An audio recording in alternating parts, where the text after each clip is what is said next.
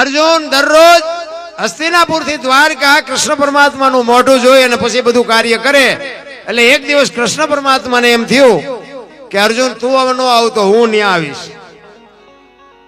તો કે તો સારું, મારે આટા મીટા. અને કૃષ્ણ પરમાત્મા રોજ જાય છે હસ્તિનાપુર. એમાં એક દિવસનો સમય અને રૂક્ષ્મણીએ કૃષ્ણને પૂછ્યું કે પ્રભુ તમે રોજ ક્યાં જાઓ છો? એટલે કૃષ્ણે કીધું કે એ બધું કહેવું જરૂરી નથી. આપણું બૈરું આપણને કંઈક પૂછે અને પછી આપણે ના પાડીએ એટલે તો બૈરાને શંકા જાગે. એ કે પણ રોજ જાવ છો ક્યાં? મને કહેવામાં વાંધો હું છે કે પણ અમુક વાત ન કહેવા જેવી હોય ન કહેવાય. તો કે ના મને કયો કે ના ન કહેવાય. એટલે એ રૂક્ષ્મણીને એમ થયું કે આ ક્યાંક હલવાઈ ગયા હોય એવું લાગે, દેણું બેણું થઈ ગયું છે. એટલે રૂક્ષ્મણી કહે છે કે મારે આવવું છે તમારી હારે. તો ભગવાને ના પાડી કે ના ભાઈ ના, અહીંયા કઈ કામ નથી. એટલે રૂક્ષ્મણીને વધારે બાપુ શંકા જાય છે. એ કે મને નથી લઈ જતા એટલે તમે ક્યાંક હારા મારા હલવાના છો, એ વાત પાકી છે. એટલે બે વાત કરે છે. એ વાતમાં થોડોક સમય થઈ ગયો. એટલે અહીંયા અર્જુન રાહ જોતો હતો અને ભગવાન આવ્યા નહીં. એટલે અર્જુનને એમ થયું કે આજ કદાચ કંઈક કામ આવી ગયું છે, કાંઈ વાંધો નહીં, આપણે એક દી ઉપવાસ કરી નાખશું, એમાં શું ફેર પડે. એટલે નાઈ ધોઈ અને પોતાના રૂમમાં સુવા માટે ગયો. અને કૃષ્ણ પરમાત્મા અહીંયા આવ્યા અને પૂછ્યું કે અર્જુન ક્યાં ગયો? તો કે એ અંદર હૂતો છે.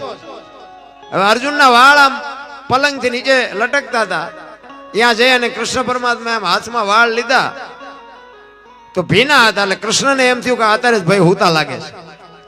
હવે વાળ જ્યાં આમ જોતા હતા એમાં રૂક્ષ્મણી આવ્યા વાહેથી. ખબર નથી કૃષ્ણને. અને રૂક્ષ્મણી આમ જોયું ને, એ કે ઓલો માણા હુઈ ગયો છે, એના વાળ ને પંપાળે છે, આ કેટલું દેણું કર્યું છે એમ.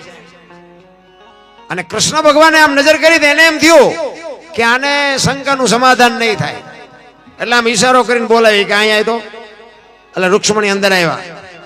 એ કે હું બહાર જઉં છું અને આ વાળ છે ને કોરા કરજો. અને કોરા થયા છે કે નથી થયા હાથે ન ખબર પડે, ત્યાં ગાલે અડાડજો એટલે ખબર પડે કે કોરા થયા છે કે લીલા છે. એમ કહીને કૃષ્ણ ભગવાન નીકળી ગયા. રૂક્ષ્મણી વાળને આમ કોરા કરતા હતા. એ કોરા કરતા કરતા પછી આમ ગાલે અડાડ્યા ને, અંદરથી અવાજ આવતો હતો, શ્રી કૃષ્ણ ગોવિંદ હરે મોરારી, હે નાથ નારાયણ, હે વાસુદેવા. અને બાપુ આ અવાજ સાંભળ્યો ને તો બાપુ રૂક્ષ્મણીનો ગર્વ ગળી ગયો કે ઓહો, એક માણસ પૂતો છે, એના રૂએ રૂએ મારા નાથનું નામ છે, તો એના હાટું તો આને ધક્કો કરવો પડે. 100%ની વાત છે. અને બહાર આવી અને કૃષ્ણ પરમાત્મા એક કપડું ઓઢી અને ખાટલામાં બેહી અને ધ્યાન ધરે છે. એટલે અર્જુન ત્યાં આવ્યો, માને જોયા કે માં તમે આવ્યા. અને કૃષ્ણ ભગવાન તો કે બહાર છે. એટલે બહાર આવ્યા અને આમ જોયું તો કે આ ભગવાન શું કરે છે? એટલે કોકે કીધું કે ધ્યાન કરે છે. પણ કે ભગવાન તો આ પોતે છે, તો વળી આનાથી ઉપર બીજું કોણ છે? કોનું ધ્યાન કરે છે? મને તો એમ કે ભગવાન આ એક જ છે. કૃષ્ણ પરમાત્મા જાગ્યા ને પછી અર્જુને કીધું એ કે પ્રભુ તમે હમણાં શું કરતા હતા? એ કે હું ભજન કરતો હતો. એ કે તમારે કોનું ભજન કરવાનું? તમારાથી ઉપર કોણ છે બીજું? એ કે મારેથી ઉપર તો હોય તો ખરા જ ને. તો કે પણ કોણ છે? મને તો હું તો તમને જ કહું છું ભગવાન તમે જ છો, તમારાથી વળી ઉપર કોણ? તો કે મારો ભગત છે ને, એ મારા કરતા મોટો છે, મારા ભગત માટે ભજન કરવું પડે, એ ભજન કરવું પડે એમ કીધું. અને અર્જુનને મલપા શંકા જાગી કે હું આનો ભગત છું, આ મારું ભજન કરે છે.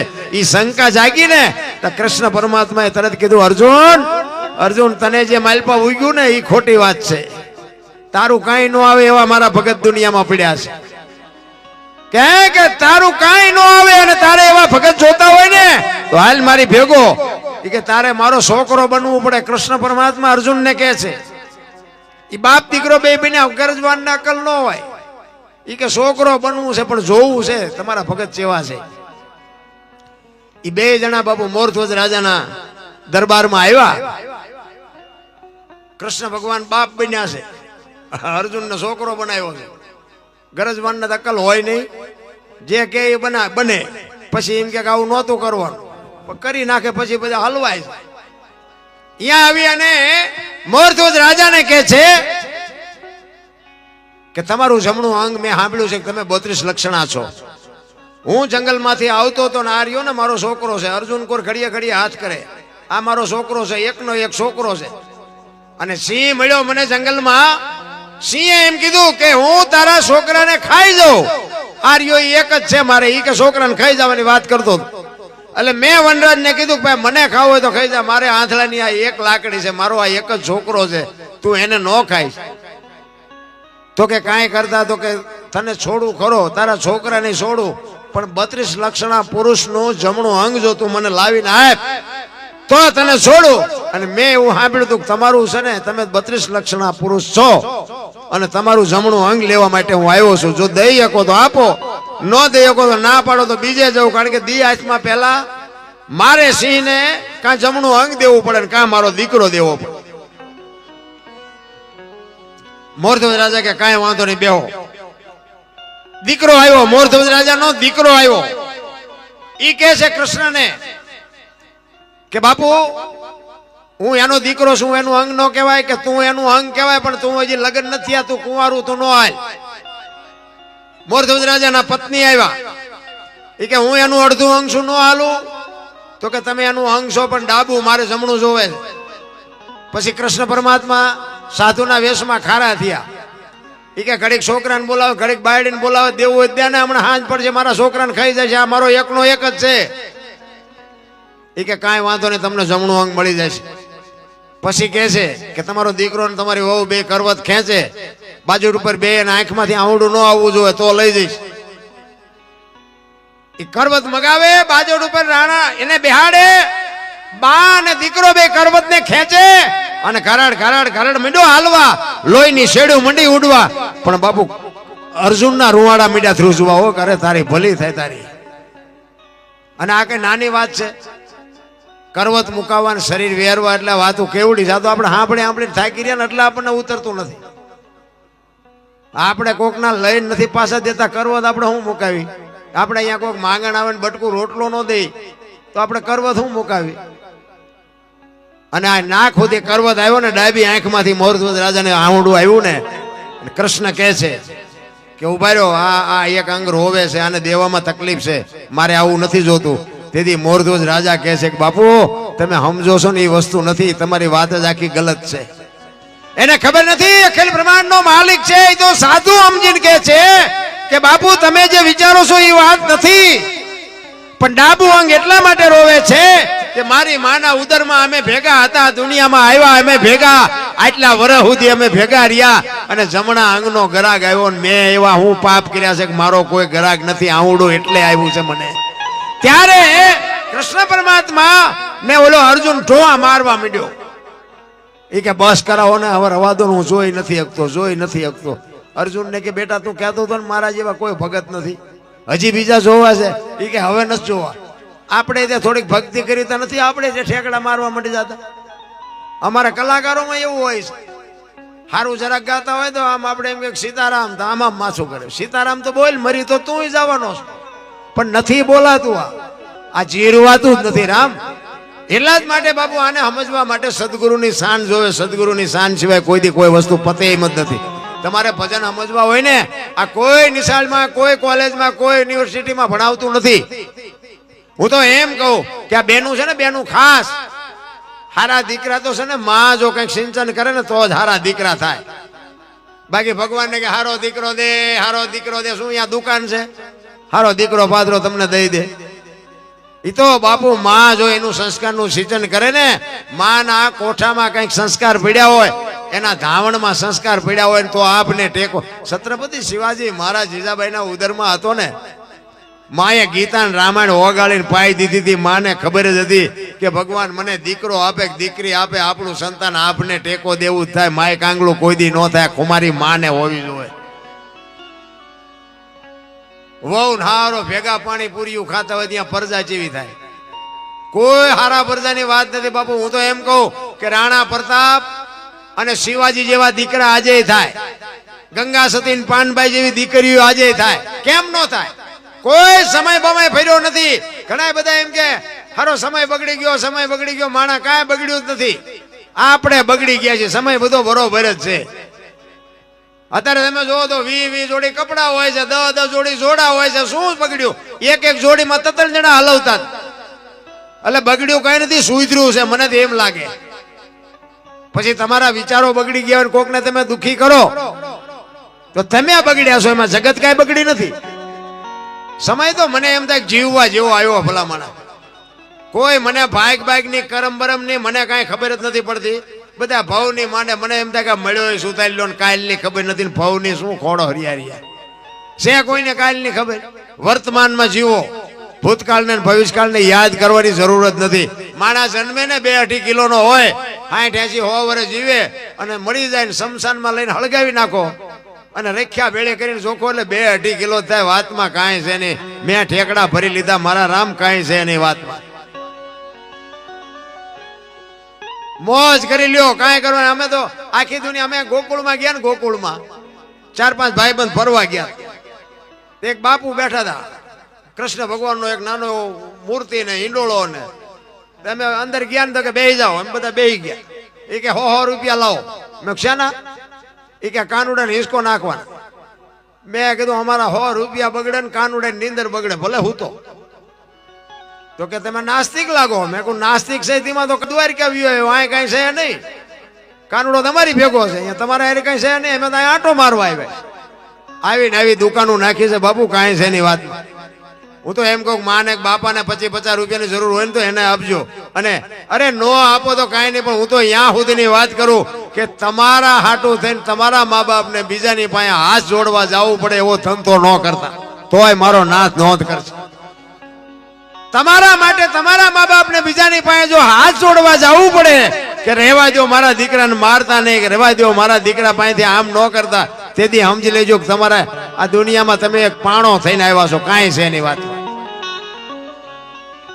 દી વાળે એનું નામ દીકરો કહેવાય. દીકરો, પુત્ર, ગગો અને છોકરો, 4 પ્રકારના છોકરા હોય. દી વાળે એનું નામ દીકરો કહેવાય. પૂ નામના નરકમાંથી પિતૃતર્પણ કરી શ્રાદ્ધ કરી મા બાપનું તારણ કરે એનું નામ પુત્ર કહેવાય.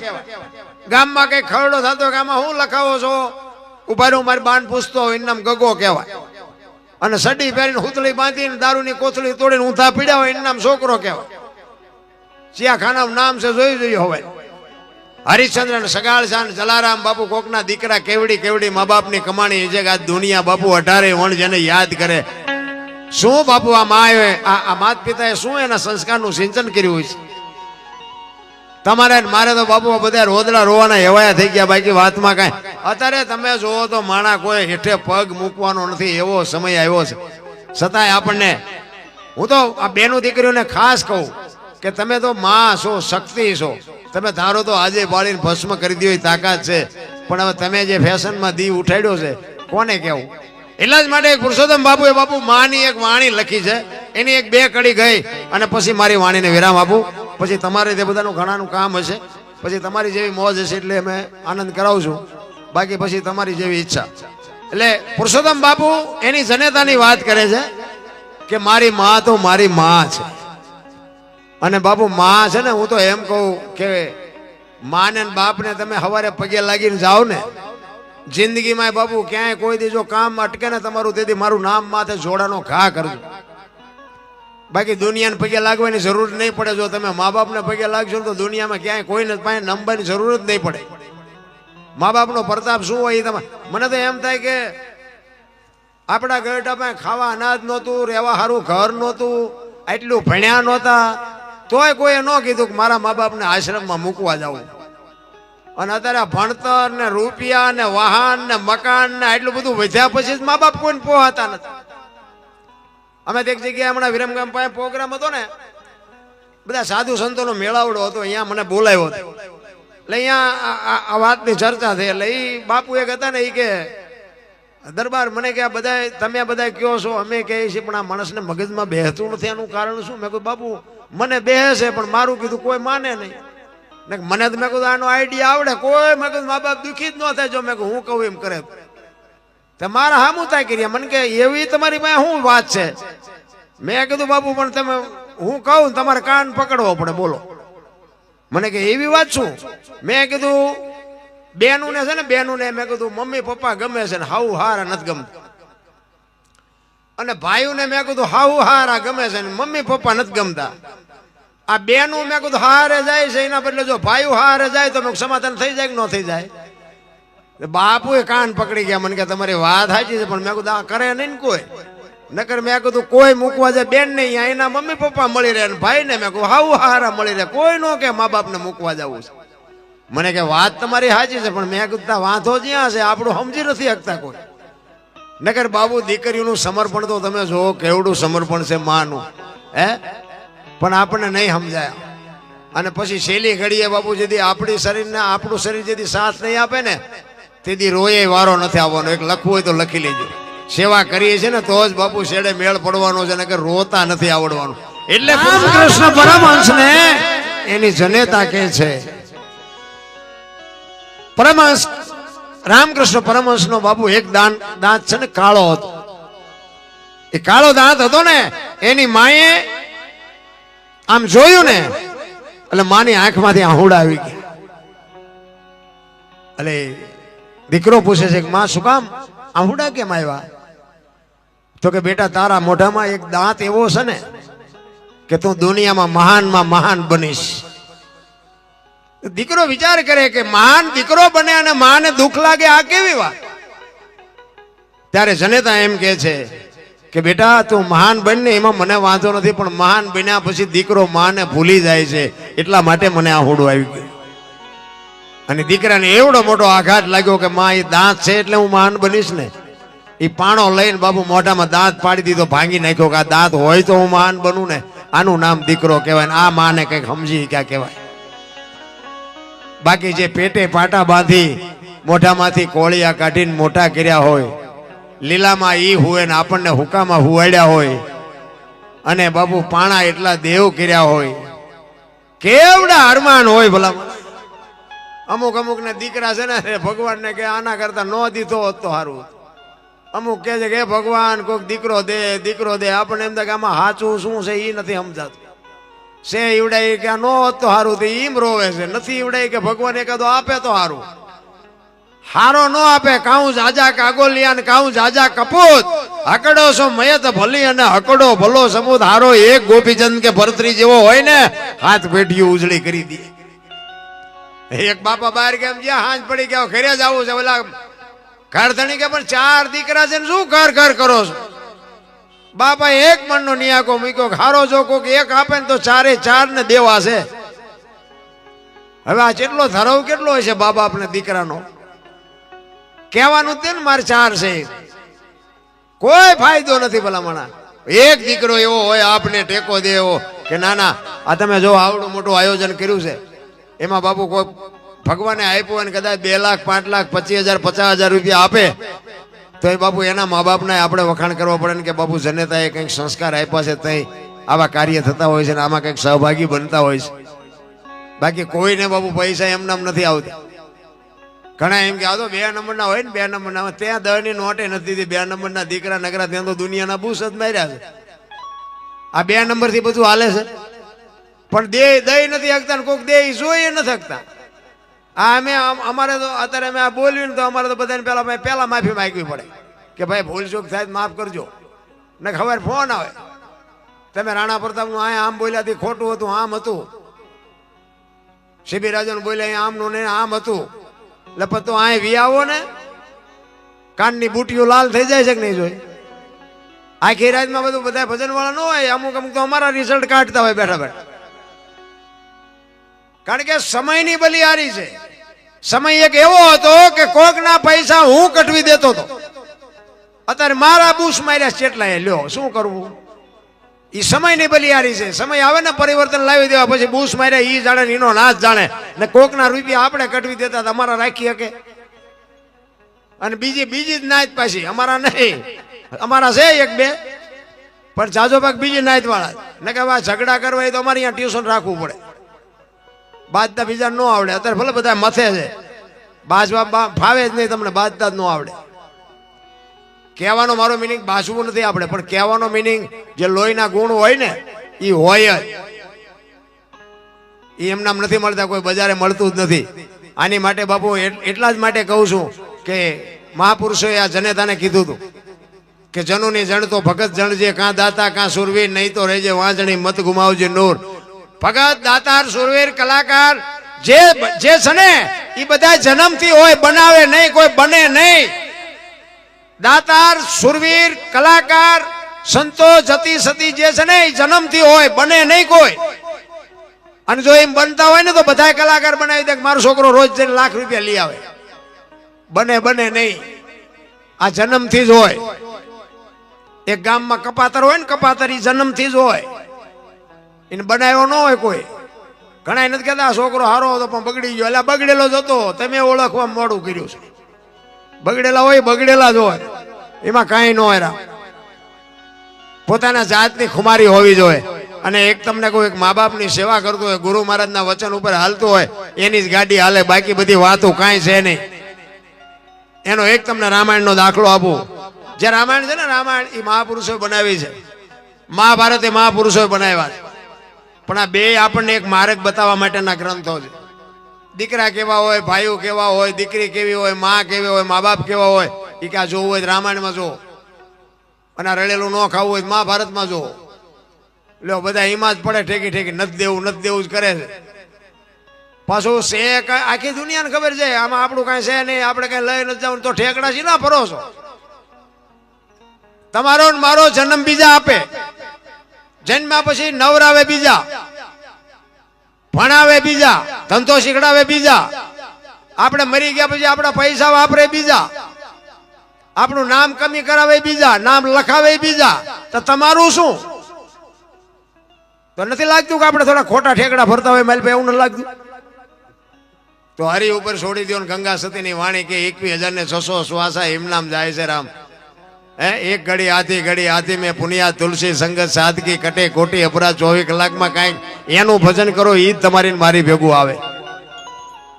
રામાયણ એમ કે છે જેને જોઈને લઈ જાઓ. રામાયણમાં કાંઈ ઘટ્યું નહીં. મહાભારત એમ કે છે કે હોના નાકા એની જેટલું દેવું નથી.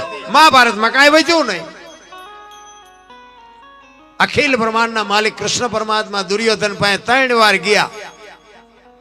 ઈ કે રહેવા દે, આ ન કરાય. પણ 1 નો 2 નો થયો. ભગવાનનું જો ઈ ન માન્યા હોય, આપણે માનીએ તો આપણે દુર્યોધનમાં કાંઈ ઘટે છે? આપણામાં દુર્યોધનમાં આપણે મા બાપનું નથી માનતા, એમાં ભગવાનનું શું માનવાના હતા?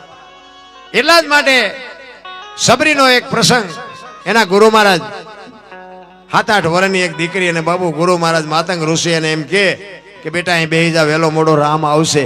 એક જ શબ્દ ઉપર બેહી જાય. તમે વિચાર કરજો કે રામને અહીંયા સુધી ધક્કો થાય તો આનું ભજન કયું છે? કોઈ ભરોસો હોય ને બાપુ, ભરોસો હોય તો ઉગે. આપણે ખેતી કરતા હોય તો આપણે અનાજ ચણ્યા હોય, ઘઉં હોય, બાજરો હોય, ધૂળમાં નાખી દઈએ છીએ. તો ભરોસા સિવાય ઉગે છે? ભરોસો છે એટલે નાખી દઈ ને.